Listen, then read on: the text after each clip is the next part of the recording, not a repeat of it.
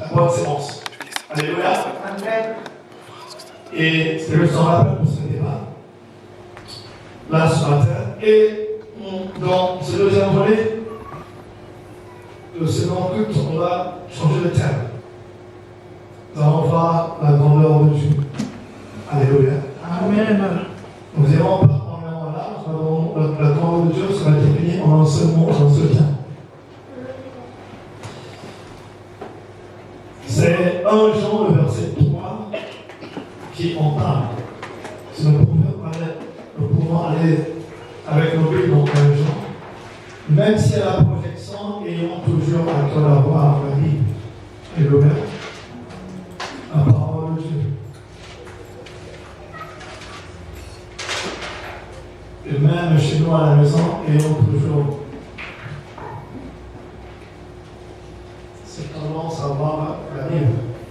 Il y a beaucoup de tendances qui sillonnent et qui se recrutent maintenant. Maintenant, nous avons une tendance, c'est la parole de Dieu. Alléluia.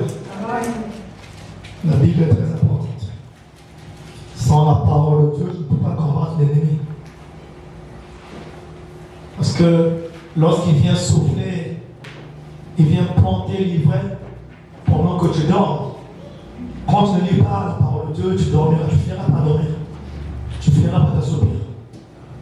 Parce que tu n'auras pas, tu auras les prières, tu vas prier, mais tu n'auras pas les mots qu'il faut pour te défendre ou pour attaquer. Et nous défendons, nous attaquons avec la parole de Dieu. Une arme redoutable, une arme puissante. Alléluia. Et quand les pensées, quelqu'un peu divers vient nous environner, mais facilement, on peut se défendre, nous pouvons nous défendre de la parole de Dieu.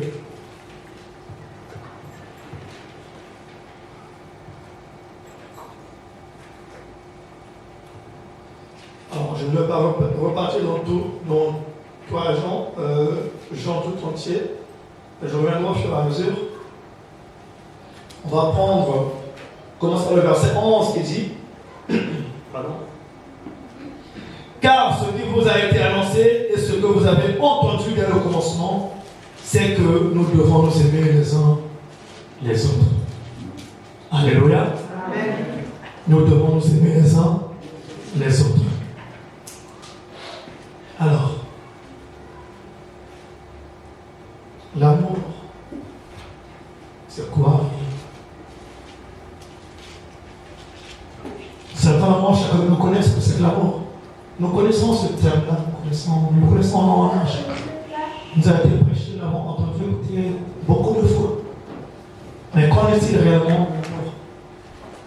Et que fait l'amour? Qui est l'amour? De quoi s'agit-il?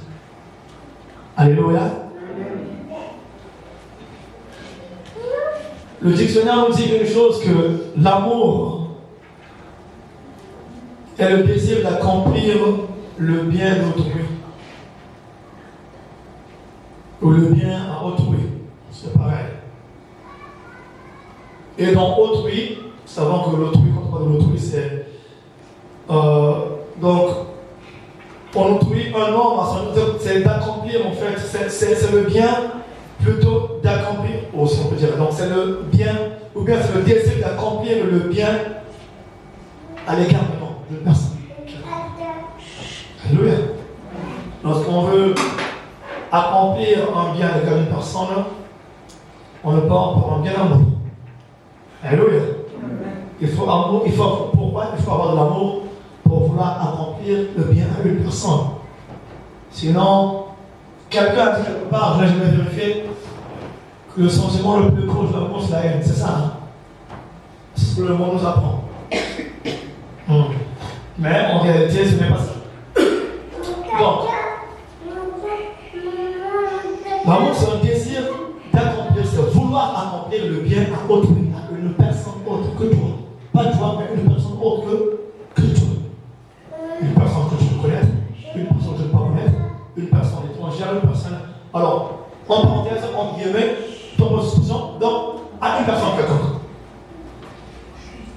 Bon, à son égard, c'est aussi agir aussi moralement, voilà, avoir une bonne moralité, une bonne conscience devant une personne.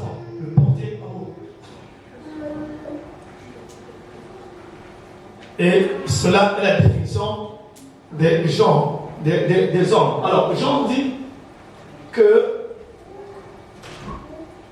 car ce que vous avez été annoncé et que vous avez entendu dans le commencement, c'est que nous devons nous aimer les uns et les autres. Donc, ce qui nous a été annoncé et ce que nous avons entendu dès le commencement est de nous aimer les uns et les autres. Vous voyez que même quand on repart à la Genèse, nous allons voir que l'amour de Dieu l'a prêché ou l'a dit a parlé de l'amour à Adam et Ève. Alléluia. À Adam et Ève.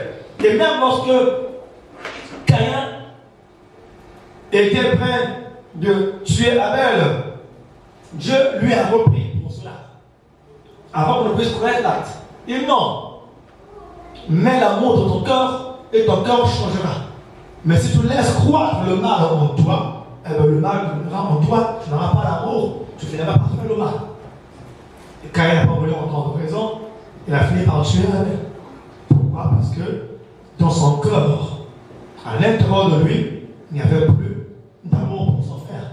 Lorsqu'on a l'amour pour son frère ou pour sa soeur, pour qui que ce soit, on ne peut pas commettre un acte odieux devant cette personne, devant son frère ou devant sa soeur, ou même devant nos parents.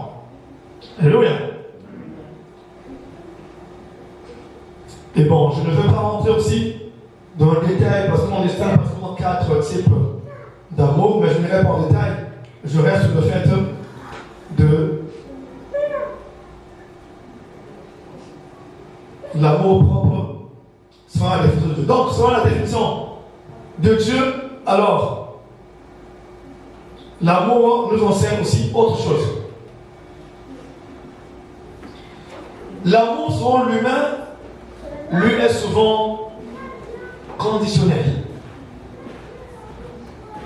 Selon les hommes, l'amour est, selon les hommes, l'amour est souvent conditionnel. Vous avez remarqué qu'il est difficile à un homme, donc homme avec grand H, homme comme femme, il est difficile à un homme d'aimer vraiment proprement sans condition. Alléluia. D'aimer vraiment sans condition. Parce que l'homme va aimer, il y a toujours une petite condition en arrière. Il y a toujours une condition en arrière. Même si la condition, tu ne la vois pas personnellement, mais il y a toujours une condition derrière. On peut aimer une personne. Le micro. C'est le pire, je pense. On peut aimer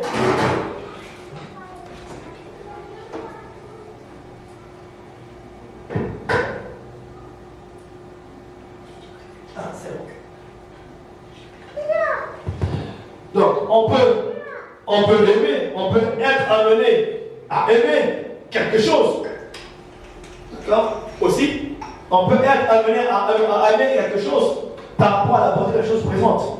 Alléluia. On peut être amené à aimer quelque chose par rapport aux envies ou à ce qu'on a projeté par rapport à cette chose-là. Ça peut arriver. Il y a des gens qui aiment bien. Il y a des gens qui aiment manger les sites. On peut aussi manger. Il y a des gens qui aiment bien faire ça à la cuisine. On peut aussi aimer ça à la cuisine.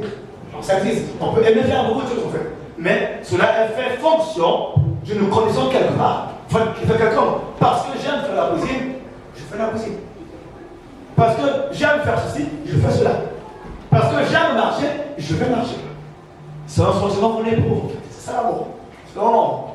Et on peut aussi aimer une personne. Ah, le j'aime, soit le frère la tienne, parce qu'on s'entend bien, on a à peu près le même point de vue, donc on discute très bien. Vous voyez qu'il y a toujours une petite condition subtile parfois que l'on fait passer où on ne se rend pas compte. Merci. Où on ne se rend pas totalement compte. Merci. Et c'est ça l'amour. Donc voilà pourquoi, avec l'homme, l'amour est toujours conditionné par quelque chose. Ou est influencé par les émotions. On se dit, on peut être influencé par l'émotion. On peut aimer quelqu'un parce qu'on l'aime. Hein?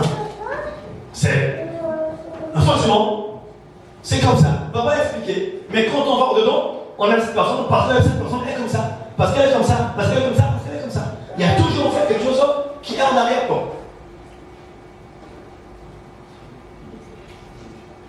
Et donc l'amour humain, lui est souvent conditionnel et influencé par les émotions, par aussi les besoins et les attentes. Oui, il y a des gens aussi qui vont t'aimer parce qu'ils savent que, tu leur demandes un petit coup de pouce. Eh bien oui. J'aime bien quelqu'un parce qu'il a bien un coup de pouce. Et à force de donner un coup de pouce, on finit par aimer la personne. Et ainsi de suite, donc il y a une condition qui développe l'amour et qui allie la personne vers une personne parce qu'il y a quelque chose qui est en retour. Donc il y a toujours un petit truc, un petit quelque chose en retour lorsqu'on parle de l'amour avec l'homme.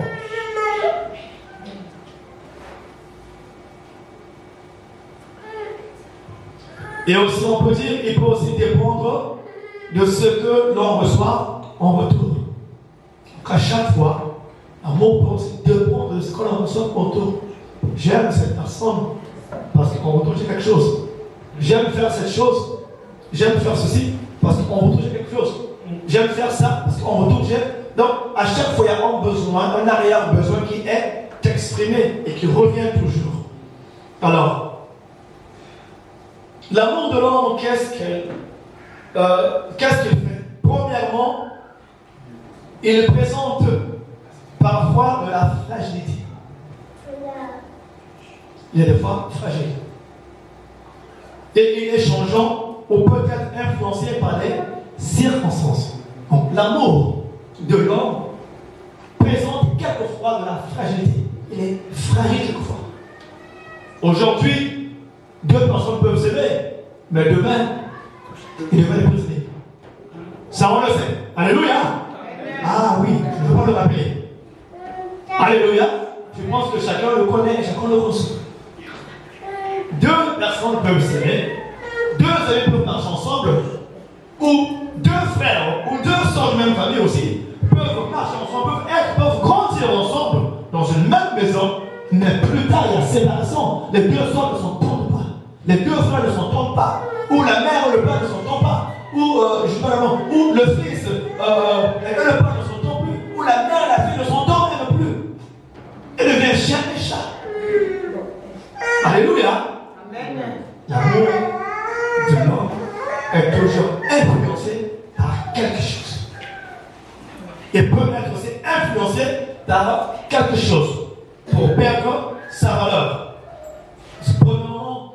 Deuxièmement, il peut inclure de l'attachement, du désir, voire de la possessivité. Il peut inclure de l'attachement. On peut s'attacher à force de la personne, à force de la personne, on peut s'attacher profondément à la personne. Ça, ça existe. Il y a des gens qui s'attachent aussi à quelque chose.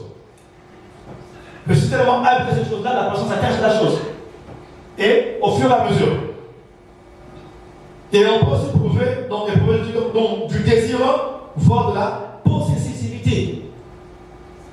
Il y a le mot, il y a des fois l'amour qui rend les gens possessifs. Qui rend les gens possessifs. Ça, c'est l'amour de l'homme, en fait. Je pense simplement. Donc, troisièmement, il peut être sincère.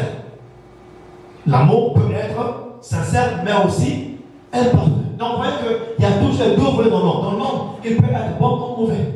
L'amour peut être sincère, bien sûr, autant que sincère, mais de même, il peut être aussi imparfait. Imparfait, pourquoi? Parce qu'elle ne va pas tout résoudre. On peut être, je prends un exemple, des exemples qui peuvent arriver, de la vie courante. L'amour peut être sincère entre deux personnes, entre deux individus, mais à cause de quelque chose, soit de l'argent ou d'un besoin quelconque, la chose vient séparer les deux personnes. Alléluia. Amen. La chose vient séparer les deux personnes. Mais et pourtant, au début, l'amour était sincère. Était vraiment sincère. Mais à cause d'un besoin particulier, à cause d'un besoin de quelqu'un, l'amour est rendu imparfait. Donc c'est pourquoi l'amour de l'homme ne peut pas être Alléluia. Il peut être parfait. Alors, ça ne veut pas dire que la personne est mauvaise. Non. Ou que la chose est mauvaise. Non. Mais c'est parce que simplement l'homme a des limites en soi. Alléluia. L'homme a des limites en soi. L'homme ne peut pas. Il est difficile à un homme d'aimer sans qu'il y ait une condition. Très, très, très difficile. Très, très, très difficile. Voilà pourquoi on verra que une chose sera faite. Quelqu'un te fera le bien ou il va complètement un besoin en retour. Ah, ben moi je lui ai fait du bien ce jour-là. Ah, je lui ai fait ça, ça. Mais lui en retour, ah non, mais lui me fait jamais rien. Non, il y a un moment qui fait, il y a un moment. Oui, c'est l'imperfection. Il ne peut pas être parfait. À force de faire, tu vas te plaindre. Il n'y a que moi qui fait. Ça devient de l'imperfection. Alléluia. Amen. De l'imperfection. Alors, qu'en est-il de Dieu? Dieu voit les choses autrement.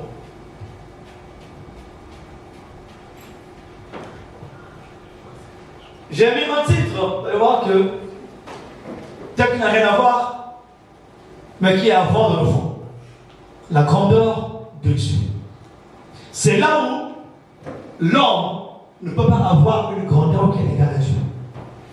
Alléluia. Amen. À cause de l'imperfection.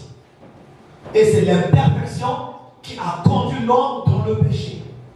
C'est l'imperfection qui a conduit l'homme dans le désarroi. C'est l'imperfection qui a conduit l'homme dans tout ce qu'il a fait.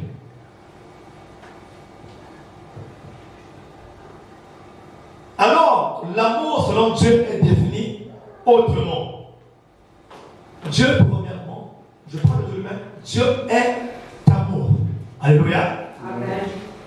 Dieu est amour. Donc, on peut dire aussi, amour est son nom. Dieu est amour. Il s'appelle amour. Amen. Alléluia. Amen. Il est amour. Il est l'auteur de l'amour. Il est auteur d'amour. Alléluia. Amen.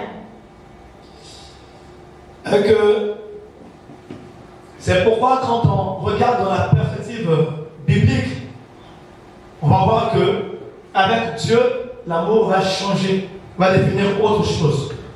Et selon Dieu, l'amour est inconditionnel. Il n'y a pas de condition quelconque.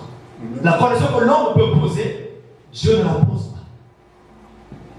La condition que l'homme peut poser, bon, j'aime un tel parce que, ou j'aime cette personne parce que, j'aime X parce que, j'aime ça parce que, Dieu ne pose pas cette condition. Amen. Voilà pourquoi son amour est inconditionnel. Amen. Alléluia. Amen. Il ne pose pas de conditions.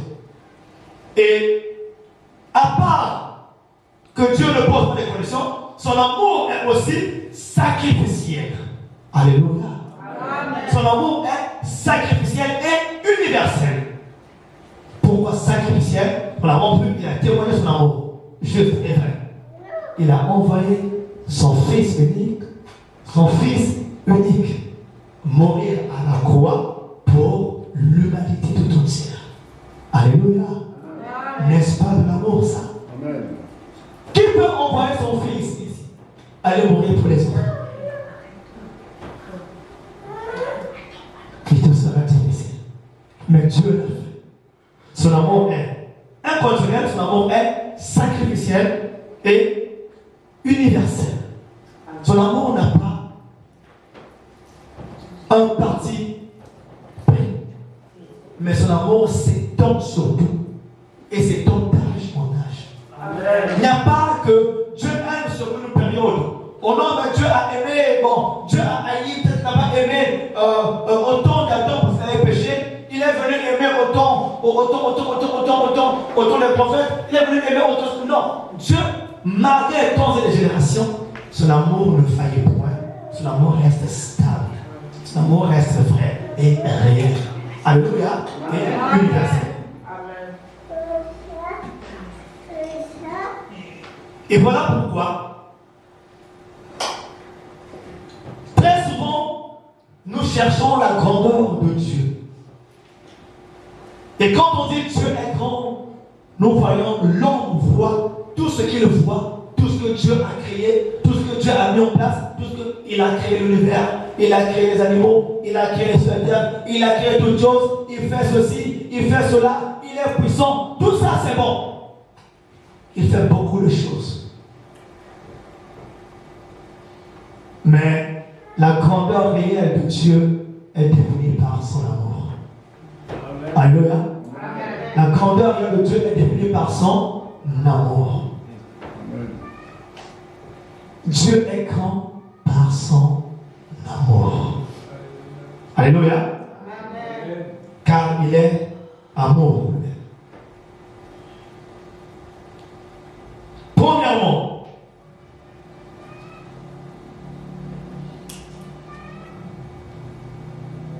l'amour de Dieu ne dépend pas du mérite.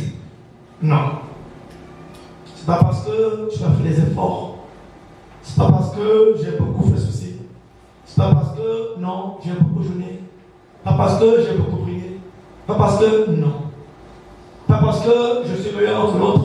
Pas parce que je cours mieux que l'autre. Non, pas du tout. Alléluia. Amen.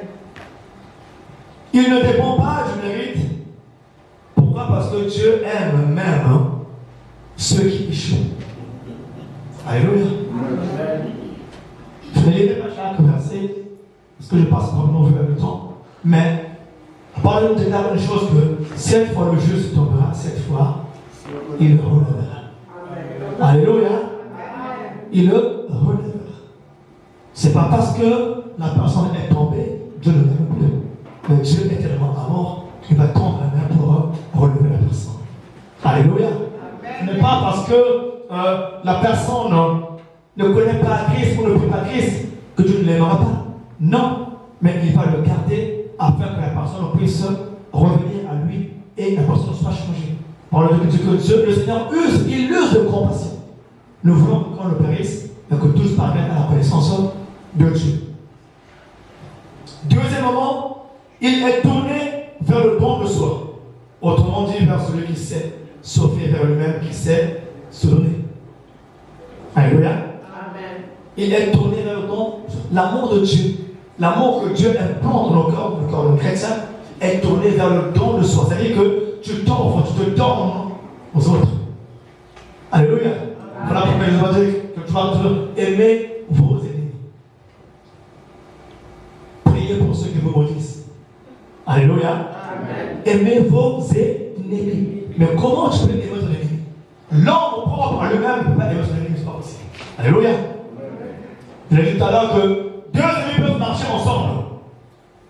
Chaque jour ils sont ensemble, ils vont grandir ensemble. Mais un jour, paf, l'argent fait surface. Ou un bien, même aussi une femme ancienne, fait surface. Le deuxième se sépare. C'est la réalité. Oui, à cause d'une femme, les deux ennemis se séparent. L'un va là-bas, l'autre va là-bas. Et ça devenait pire ennemis. Mais alors, auparavant, ils étaient bien. Ils s'entendaient. Et après, ils ne s'entendent plus. Mais qu'est-ce qui s'est passé? Alléluia. Qu'est-ce qui s'est passé? Parce que simplement, les deux personnes portaient l'amour de l'homme. L'amour imparfait. Ils portaient l'amour de l'homme simplement. L'amour filial. L'amour imparfait. Alors que Dieu nous demande d'avoir l'amour agapant. Amen. Alléluia. Il nous demande de porter l'amour en nous, l'amour agapant. Parce que c'est un amour qui est inconditionnel. Ce n'est pas parce que nous sommes liés ou je t'aime ou ceci, que non, il n'y a pas une condition dessus. Et cet amour-là, vous allez voir que, quels que soient les hauts et les bas, les personnes, lorsqu'ils sont en l'amour agapant, quand l'amour agapant prend la place, les personnes restent soudées, quelque chose de différent. Alléluia. Amen. Ça se voit que, avec le corps de l'homme, deux personnes ne peuvent être identiques. C'est pas possible. Alléluia. Amen. Mais si nous sommes en Christ, les deux personnes seront identifiées à Christ. Alléluia. Amen. Quand nous sommes en Christ, les deux personnes qui s'aiment s'identifient en Christ. En fait, en réalité, qui aime, c'est Christ qui est au milieu, qui nous fait croire. Alléluia. Amen. Voilà pourquoi, quand quelqu'un te fait du mal, regarde à Christ. Alléluia. Amen. Quand quelqu'un te fait du tort, regarde à Christ. Si tu regardes à Christ, tu ne haïras pas la personne. Mais si tu regardes à toi, tu haïras la personne. Alléluia. Quand on regarde à soi, nous haïssons la personne. Mais quand on regarde à Christ, on dit Seigneur, pardonne-le. Comme le Seigneur dit lui-même à la croix, Père, pardonne-leur car ils ne savent pas ce qu'ils font. Parce que Christ portait en notre regard d'amour. L'amour selon le Dieu, l'amour selon le Père. Alléluia. Amen. Troisièmement, l'amour de Dieu pardonne, relève et cherche le bien de l'autre. L'amour de Dieu pardonne. Ah. L'amour de Dieu pardonne. Amen. Et cherche le bien de l'autre. Ce n'est pas son propre bien qu'on cherche, mais de l'autre. Que l'autre aussi soit bien. Alléluia. Amen. Que l'autre aussi soit bien. L'autre m'a fait du tort, je le pardonne. Sans condition. Sans condition. Sans condition. Même parfois sans justification. Il n'y a pas à justifier. Qu'est-ce qui nous a pardonné avant que nous ne puissions justifier le monde? Nous n'avions pas à nous justifier pour nous pardonner. Mais il nous a pardonné. Alléluia. Amen. Et quatrièmement, l'amour de Dieu est constant et fidèle, même dans les difficultés. Alors, ce n'est pas parce qu'il y a une situation que l'amour va manquer. Non. Même dans les difficultés, même dans les situations, même dans les problèmes, nous devons manifester de l'amour. Nous devons avoir l'amour de Dieu, l'amour qu'avant. Et ce qui nous empêche de faire ce qui est mal. Sinon, on est livré au mal simplement. 1 Corinthiens 13, on va prendre 1 Corinthiens 13.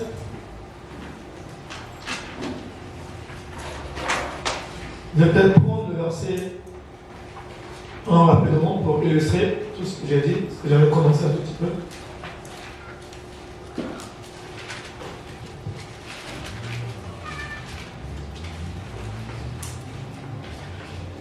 L'amour de Dieu est désintéressé. L'amour de Dieu ne calcule pas. Parce que Dieu ne calcule pas. Donc, raison pour laquelle, lorsqu'on définit la grandeur de Dieu, je me posais une question une fois, mais Seigneur, avec quoi dirais que tu es grand? Ou qu'est-ce que la première chose qui me ferait dire que tu es grand, Seigneur? Et en parlant la parole de Dieu, j'ai compris une chose, la grandeur de Dieu est dans l'amour. Alléluia. Amen. C'est le plus grand en Dieu et Dieu est grand en amour. Amen. Alléluia. Amen. 1 Corinthiens, le chapitre 13. Je vais prendre en 13, c'est 1 à 8, mais peut-être qu'on n'ira pas tout, mais je vais aller rapidement. On va le lire rapidement, on va le. Alors, il a dit quoi? Le verset 13 dit que quand je parlerai les langues des hommes et des anges, si je n'ai pas la charité, donc l'amour, si je n'ai pas l'amour, je suis un airain qui résonne ou je ne sais pas qui retombe. Alléluia. Amen. Est-ce que ceci parle à quelqu'un? Amen. Alléluia. Amen. Est-ce que ceci parle